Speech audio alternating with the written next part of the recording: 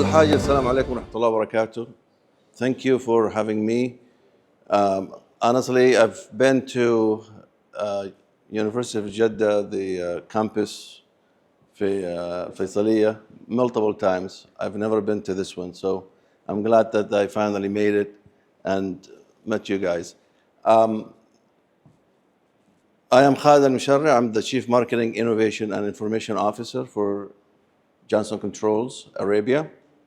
I would like to thank Dr. Yusuf Dobah and Dr. Anas Ahmed for inviting me to discuss about a subject that is basically, if you hear about it everywhere, and not only hear about it now, but you hear about what it could be in the future. You're all students. At some point, you want to graduate, right? So what's the talk about automation and AI and how that would impact you guys when you graduate? That's the point that we're trying to discuss today, and what you can do to make sure that you're well prepared when you graduate. In fact, your preparation does not start when you graduate. Your preparation starts today, and that's what we'll be discussing. But before we talk about why we're here, let me show a show of hands. Do any of you know what Johnson Controls does? Anyone? Okay, طيب. So most do not. طيب. Johnson Controls, it's a US company. It's one of the largest 200 companies in the world. It operates in 138 countries around the world, one of which is Saudi Arabia, okay? What does Johnson Controls do for a living? What we do is basically we make buildings more smart or smarter. Now, for you might ask, what makes a building smart? Well, a building smart means that a building is aware of what's going on in and around it, right? That's what we mean, it comes to life. So that means that it gets data from its hard systems, software systems, from the behavior of people that use the system, right? For the energy use that the building uses, for the environment, for the weather. All this data comes and collects, and it goes to a place we call the digital twin.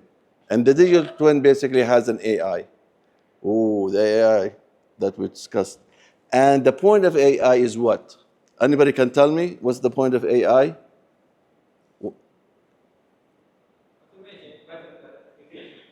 Before automation, it needs data. AI without data is absolutely nothing, right? So AI learns it, from more and more and more data. The word learn, I'm gonna use it multiple times, but not with respect to AI, with respect to you, human students. But we'll get to that in a minute. So it gets all that data, and what's the end game? Why? Is it just to get data or to do something more? So the building can provide recommendations to those managing that building. You can do this, you can do that. Then the person can say yes, no, okay, maybe not now, that type of interaction, okay? Give an example. Sometimes in a building, let's say a hospital, you want the hospital or patient rooms, the air quality to be a certain point, right? But what if the air quality goes below a certain point? Then that AI sends a signal to the HVAC system and say, get me more fresh air into this room so that the air quality of the room goes up. Then someone might say, well, Khaled, why don't you just get more fresh air all the time? Well, that's a problem. Why? Because the fresh air coming from outside it's hotter than what's inside. So what that means that the HVAC system will work doubly hard to bring the cool up, which means a lot more energy, a lot more. So what the AI does, it maintains that balance. It can't be all the way to the right or all the way to the left. That's what smart building is all about. Okay, so with that, I would like to actually, let's see if I'm supposed to give you a quick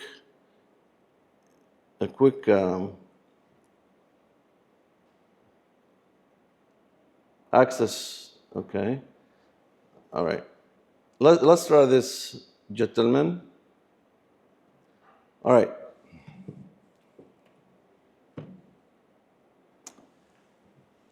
If you could take 10 seconds, capture this, and answer one question. And the question is, as a student that about to graduate, maybe next year, the year after, do you think AI or automation will help or hurt your job prospects? The question is yes or positive. It would have a positive impact, a negative, or I don't know. That's what. Okay. We'll give you 10 more seconds.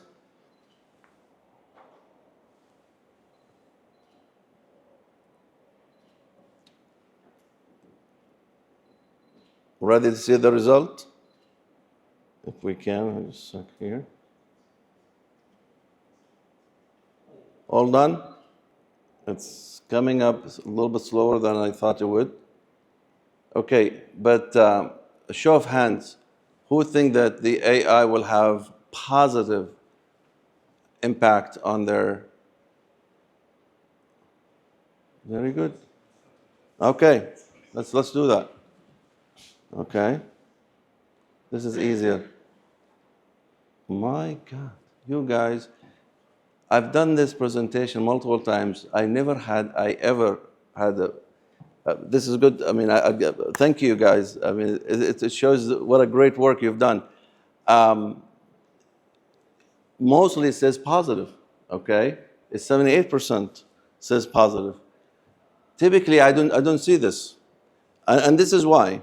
And this is good. You guys, as you know, let's get this. Let's go back to, okay. Now, elsewhere in the world, there is a real anxiety about AI. Real anxiety among students. In fact, according to PMG research, they surveyed 50,000 students. And 50% of them, they said that they believe that AI will have a negative prospects when landing a job after graduation. That's a big thing. That's real fear.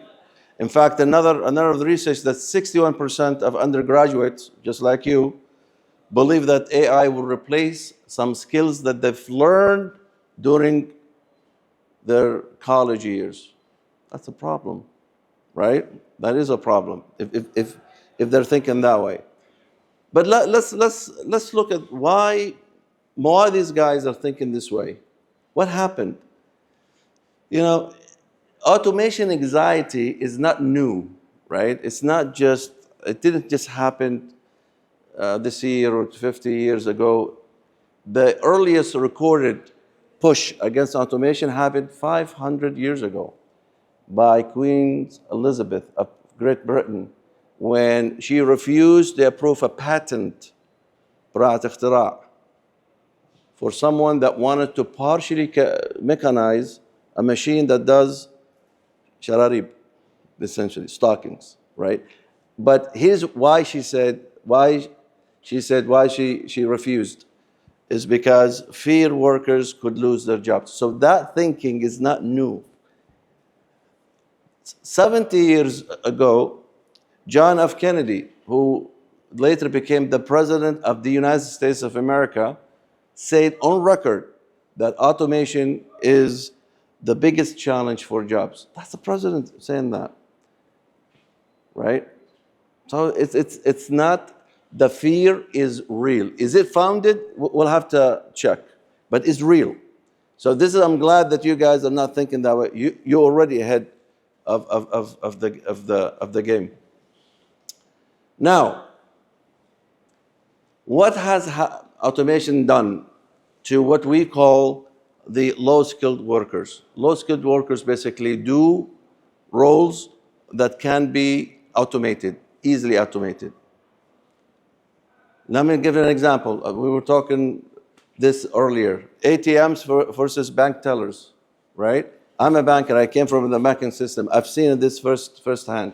Before, you had to go to the branch to get your money back, and maybe, be in a queue and wait until you get your own money back. Now you don't have to.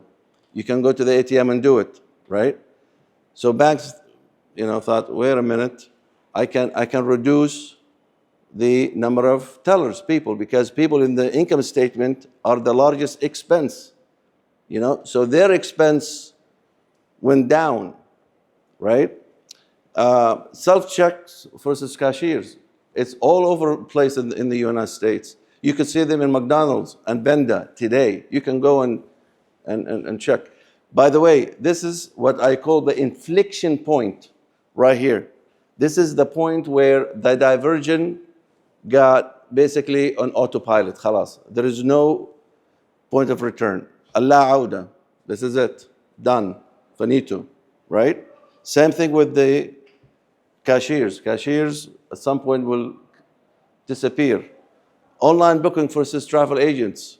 Most of you probably were not old enough or not old enough to have gone to travel agents and sit with them and say, okay, I need to go to this place and this place, this hotel. Today you can do it online, on your comfort of your home or office. You don't have to go anywhere doing that. And that happened, that inflection point happened anywhere, it's probably 2012, that diversion. No point of return, right? So Amazon, interesting, I was reading, preparing for this presentation. 3 days ago, just 3 days ago, Amazon CEO announced 30,000 workers to be laid off. Okay, but why? Due to AI efficiency initiatives. So Queen Elizabeth could not stop efficiency or automation. The president could not stop it. The United States could not stop it. Why? Because it's good for the economy. It makes sense. It makes sense. You cannot stop what makes sense, no matter who or how powerful you are. Amazon is adding 1,000 robots every week, according to AK Invest. 1,000 robots in their warehouses worldwide. In fact, some analysts say that by 2030, they're going to have more robots than employees, with what they call the Great Replacement. Ominous name, right? The Great Replacement. It's supposed to scare you, right? So it is what it is. This is what we have. So the question is, what can we do about it?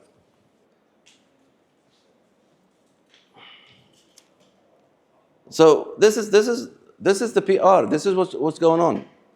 A lot of people are talking, bashing automation and saying that it's bad. And to this day, you have people or employees going on strike. Last one in Australia 2 weeks ago, because the company employed AI of some sort, and the people said, you know what, you're doing this to replace us, we go on strike. So this issue is not something that is simple, right? And we need to figure out how can we, if we agree that efficiency, you cannot stop it, then how can we live with it? How can we be on the right side of the automation? and AI. And this is what we will be discussing today, inshallah. So, is automation really that bad? Does it deserve that bad PR? And that's really what I want to discuss today. Let's talk about statistics. I love statistics. According to the World Economic Forum, Future of Jobs, just happened 2 years ago, automations and AI by 2035 would have eliminated 92 million jobs. But in the flip side, it would create 170 million jobs with the delta of 78 million. All right? Now, what's going on? Why? Why is eliminating a lot less than it's creating? Well, this is what we're talking about. The manufacturing workers right here are replaced by robotic technicians and engineers and automation engineers. So automations comes complexity, and complexity requires education, right? And travel agents, as we discussed, they were decimated in numbers, right? Travel agents, but in return, you have web developers for the booking and the matar and all these applications, digital marketing, agencies, all this were not there, right? So it was not one by one. It was one, and then you have an ecosystem that was created because it's a new thing that is coming. Let me give you the bank tellers, because of ATM. Now, ATM needs technicians. ATM needs Unix programmers. ATM needs manufacturers. So think how many roles were created just because we reduced the ATM. So overall, you actually have a net positive of jobs, but it's a different type of jobs, right? And your job is to make sure that you are in the winning side. And we'll talk about how in a couple of slides. Interestingly, because we're talking about sophistication here, according to the US Bureau of Labor Statistics, the displaced jobs versus the new roles on average make 3 times as many in salaries, right? Because they're not low job or low skilled. So what are we talking about here? We're talking about more jobs and higher salaries. So ask yourself, is automation really that bad? It is bad for those that were displaced, for those that waited too long to reinvent themselves. You don't want to wait too long to reinvent yourself. All right? So, actually, a good analogy that I thought about, before cars, if you were, Said Muhammad, if you were to go from A to B 200 years ago, you would use what? Horses, camels, right? And you probably had people that took care of the horses, the breeding, okay, stable, right? Now we have the car. Those people were out of job. But then what you got in return? You got manufacturers of cars, multiple manufacturers of cars, manufacturer of tires, people that, companies that do gas stations, right? People that do the roads for the cars. Look at how many new roles because of this car. So the takeaway from this slide is basically this, that automation gives complexity, yields to complexity, and complexity has to be supported by an ecosystem that creates jobs, different specialties, different knowledge. So overall, I do agree that automation and AI at some point will have a net positive on job. The question for you is which side you will be on. And for that, you have to start today. And we will discuss how, almost exactly, how you could do that. Now, Khaled, you're talking about AI and you're talking about automation. What's the difference? The best description I saw was that AI is automation, but with a brain. And it's truly true, right? In talking about traditional automation, I started my career as a programmer. And I know that with programming, computers have always, my mentor used to tell me, computers are dumb but fast, right? So yes, when it comes to repeat instructions and do the same thing over and over again, traditional automation, check. But AI also can do that. But then that's where the similarity ends. AI takes off. So when you're talking about learns and adapts, we're talking about data. The more data, remember the building example that I was telling you about, the more data, the smarter it gets. And then the more data, the more smart, and more smart, and more smart, to the point where you believe that this building essentially knows you, right? Knows you. And handles complexity. Who's a programmer here? Anybody programs? Okay, a programmer is that if you give it a condition that it does not know what to do, it crashes. That's not AI. That's what I say handles complexity. Let's talk about replaces judgment. There is no judgment here. But we come to AI partially. Dr. Yusuf, let's discuss it. Let's remind me of the partially, because there's a good story behind it. But it does provide judgment recommendation. It does, okay? But what you do not want to do is to let it have or decide on everything, especially in things that have to do with safety, ethics, and we will discuss briefly on that, okay? So what's the takeaway from this? Is that AI adapts and learns.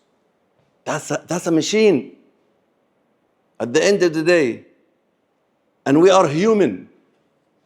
That means that you have to adapt and learn. When you graduate from this great university, true learning starts then. True learning starts then. If you want to be relevant in the job of the future, job market of the future, you have to be adaptable. Adaptable means you have to not to be stuck in your own ways. This is my way or the highway, or this is all I know, right? And learning is ongoing. It's ongoing, and we'll give an example of this in a minute. So, Khaled, you talked about this stats. The Queen and the President, and what's in it for us? How can you connect all this for us? After all, that's why you're here, صح? Right? So how can you be relevant to the future of the job market? And I tell you, it starts today. Now, this is a full slide, but bear with me. It so happens that research is saying that higher education and job displacement, when you get out of the job, has an inverse relationship. It means the higher the education, the lower probability of you being replaced by a machine, which is good for you. You are in the right place. That's good, okay? Now, I tell you, and I tell everybody that I talk to, higher education, in your case, your degree plus co-op. Don't graduate with zero co-op experience. Do yourself a favor. And I have a story about that in the discussion. Don't do that. This is part of, remember when I said, what can you do in the future? Okay, today, get the degree, graduate with good grades. Don't graduate with zero experience in the real world. This will get you in the door. That's it. Now that you are in the door, you want to get promoted. We all want to do that, right? This is what soft skills, other people call it people skills, come into play. You cannot be an extremely good engineer with zero soft skills. You're not gonna go anywhere. What do I mean by soft skills? Communication. Warren Buffett, the investment guru, said communication is the number one soft skill that every student has to master. And we'll talk about where you can go to kind of help with that. Intelligence, emotional intelligence. You know, are you aware of your impact on the others, or the others' impact with you? Can you get others to rally around you and want to work with you, which means working in teams, right? Projects that are high value rarely are one job or one project person. It has to be in a group. You've got to work so that people want to work with you. I know people that are absolutely great with what they do technically, but nobody wants to work with them because of 1, 2, or 3. It stopped their career progression. Okay? It's not about hard skills anymore. It wallahi isn't, because hard skills will only get you in the door. It does not guarantee promotion. It's not guarantee will keep you employed. So McKinsey says soft or people skills matter as much as hard skills. And I'll tell you why in a minute, why this is incredibly important. The Harvard Business Review basically says that people with soft skills, they tend to get higher wages and move the corporate ladder faster. And this is what you need to do, obviously. Okay? Everybody does. And LinkedIn basically says 92% of recruiters look for signs of social or soft skills or people skills. I know this for a fact because where I work, Johnson Controls Arabia, LinkedIn has this system for recruiters, and they give that. They say, okay, look at their CV, look at their account, LinkedIn account, and try to kind of get some sort of a sense of how strong their social or soft skills. And we'll talk about how you can improve those soft skills. Now that you're getting promoted, you want to make sure that you don't lose your job because of displacement. And AI today is the talk of the town, right? Now, here I don't mean that you need to learn how to program. That's not what I'm talking about. Learn how and apply IT tools that will amplify, increase your impact,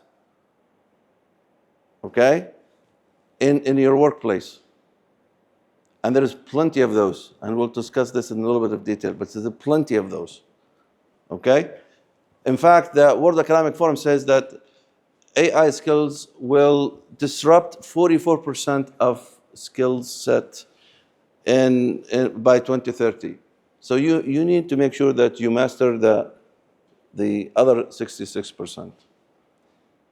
Okay, it is what it is, right? You do not want to be the wrong side of automation and AI. You do not want to be stuck in your ways. This is what I learned. What I learned, I'm going to do this until until retire, you might not get to retire. 66 of hiring managers say that they prioritize candidates who know how to use AI. I believe this, I've seen it. LinkedIn, I've seen it. LinkedIn provide tools for recruiters to help them figure out, okay, your own social media, AI skills versus the others. I interviewed a recent graduate from a regional university. He demonstrated how he used AI tools to amplify a project that he did. Today, me and a leader in our company are fighting over him.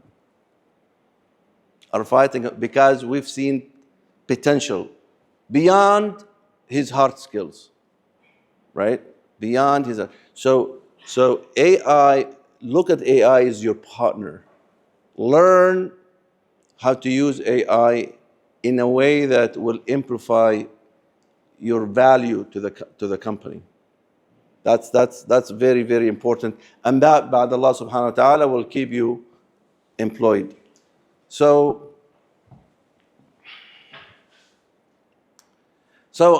now we're talking about, okay, Khaled, enough. What do you think we should do? Okay. And this is your plan for a future-proofed career. Okay. By the way, there is a handout that we will discuss about that in a minute. But all right, we've discussed that you have. Let's see here. That you have the high education. Sorry, this should be in white, but it says high education. That's hard, the hard skills, and then the co-op training. That's what we discussed, and that's what will get you in the door, like we said. But why co-op? Why co-op? It turns out that research is saying that graduates with co-op experience have twice as likely to land a job upon or sometimes before even graduation. That's number one. Number two, I don't know if you have a career center in this, I know Dr. Yusuf is very active with our company, I'm sure with other companies, use his help, but the career center, you've got to be there. You've got to be there. See what they could do for you. Be active in LinkedIn. By the way, LinkedIn, as they said, it's 90% of LinkedIn users, they don't post. Just they read. Don't do that. Why? Because LinkedIn is the premier way for companies to look for candidates. But you can say, Khalid, I'm just a student. What am I gonna post? There's actually a lot of bit that you can post. Let's say that you've learned something interesting in class. Talk about it. Or you've done a project with your teams. Discuss it.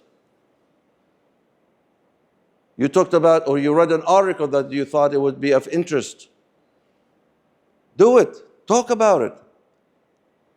Also, for companies that you would like to work with, go and follow them. The algorithm of LinkedIn, they actually look at that for the recruiters. So these are the tips that you need to start today, right? Who has a LinkedIn account? Just, okay, almost most of you. I have a few. Okay, get on it today. Who posts regularly? Wow. Okay. You need to get on it. Okay? You need to get on it. And if you think about it, you've seen a cartoon. I've done it one time. I saw a cartoon that meant something, and I talked about it. People like this. People like informative discussion or posts. Be that. Almost, I saw only one that posts. Don't be among the 90% that don't post. Don't let LinkedIn not help you. Please do that yourself. All right, so another thing is the government is helping you. Now the government has a mandate, right, that companies over 50 employees and above, they must at any given point have 2% of their employees being co-ops. So you have LinkedIn, you have the thinking now, the mindset, you have the government helping you. There is no reason why you wouldn't do a co-op. Now, if you ask me, I don't know if this is something that the university would approve or not approve. If I were you, I've done it myself. I would do co-op during my school year, not just during summer. If you could do that with permission of, if you could do that, absolutely do it. Get promoted, soft skills, learn and apply. Learn it and apply. Learn it and apply. Communication, absolutely. You've got to know how to convey your ideas. If you don't convey your ideas effectively, you're not going anywhere. I mean, there's a lot more than this, but I'm just giving you an example. Teamwork.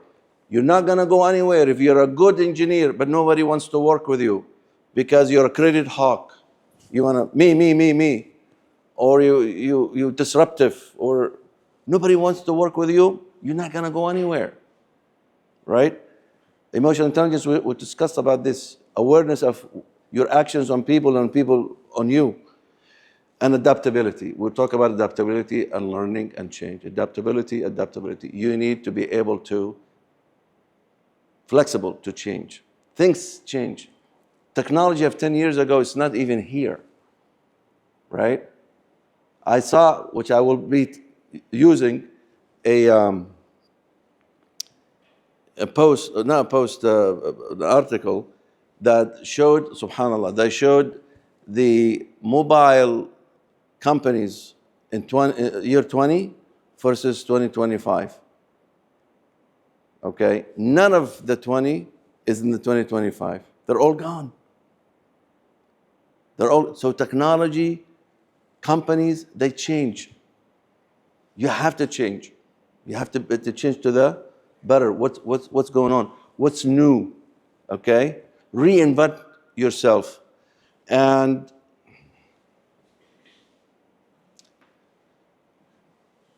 AI skills to keep you employed. Now, again, you don't learn, you learn and apply. But prompt engineering, we were talking about this. AI fast, but it's not a human.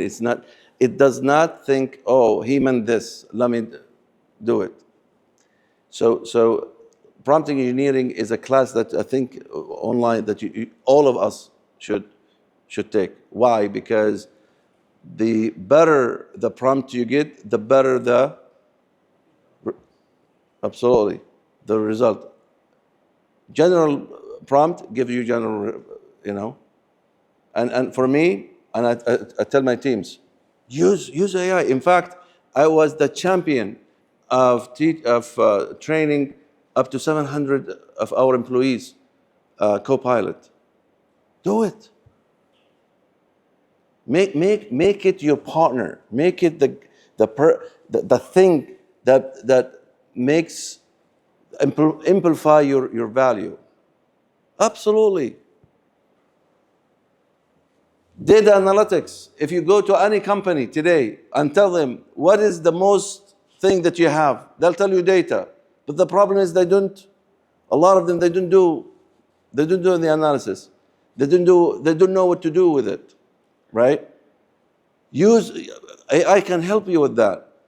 As Dr. Mohammed al-Sheikh, the CEO of Jeddah Control Saudi Arabia, my boss, once said, you have data, and then you have information, and then you have knowledge, and then you have wisdom.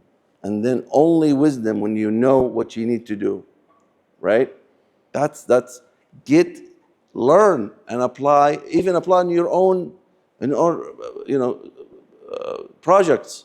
Maybe in the downloadable document, there are projects online free, where you can actually take the information and then do your own, play with it and see what happens. Apply. Process re-engineering. Remember the CEO of Amazon that says 30,000 employees that were let go. Why? Because of AI-based efficiencies. So process re-engineering. You could do that. You don't have to be a process engineer. All you have is the imagination and how you could use AI to improve a process, make it run better, faster, easier. That's what efficiency is all about. Today, you can go to Mecca in 45 minutes. Well, not from here, from my house. But 200 years ago, it would have taken you probably 2 weeks. That's efficiency. You do more with less time, or with the same time, you do more. That's efficiency. Nobody can stop efficiency. So now, this is when you have a job, right? Learning is not a project from you have started and end. It's a process, never-ending process. And this is what definitely we need to do. This is what you need to do right here. Learn, adapt, learn, adapt. Maybe in 10 years from now, it's going to be something completely different. Learn it. Why? Because this is what it's going on. I do my traveling through ChatGPT. I don't even go to Booking.com anymore. I just tell it. It does it for me. So, what's the takeaway? Machines are getting better at being machines. That means that human has to get better at being human. Hard skills, fine. Okay. Co-op, fine. This is what makes you true human. Okay. Apathy, leadership, working with others well, mentoring, right? These things AI would never duplicate. Continue to learn and improve. Continue to learn and improve. Almost done? Yes, this is, I just put this just so I remember the document. There is a document that Dr. Yusuf and I put together, and basically it has a list of free resources where you can go and learn about social media, or social skills, and AI websites where you can actually go and learn and apply. Some of them all of them free. One of them you have to be a student at a college, so if you put your email, they'll let you in. Also, it has my latest article on the subject on Arab News, that the future is human plus machine and not human versus machine. That would be probably interest for you to read. In addition to a very good article from the Harvard Business Review on the importance of people skills. I highly recommend that you check that out. All right. So final thought. The future belongs to those who are willing to learn. That's a theme we discussed over and over and over again. Your graduation is really the start of the real world learning. It's not a project. Start and end is a process, right? Now, in today's hot technology may not be tomorrow's hot technology. You've seen this with technologies come and gone, with companies come and gone. But I do believe that you are the best technology that Allah subhanahu wa ta'ala put on this earth. You are humans. And part of being humans, curiosity. Never drop that. Be curious to learn new things, right? Be curious to adapt. Don't be stuck in your ways. And if you do this, I promise you, the sky will be the limit. Thank you.